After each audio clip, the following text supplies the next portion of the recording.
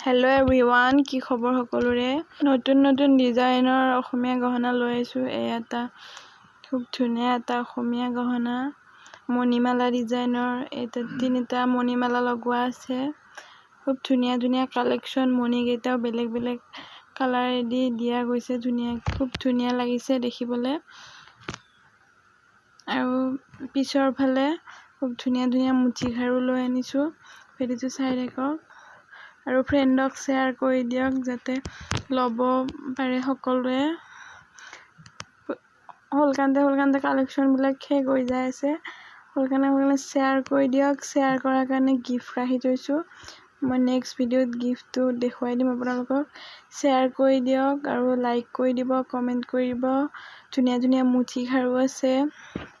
খুব ধুনীয়া মুঠি খাৰু কেইটা। আৰু লাগে যদি স্ক্ৰীনশ্বট লৈ মোক হোৱাটছআপ কৰিব।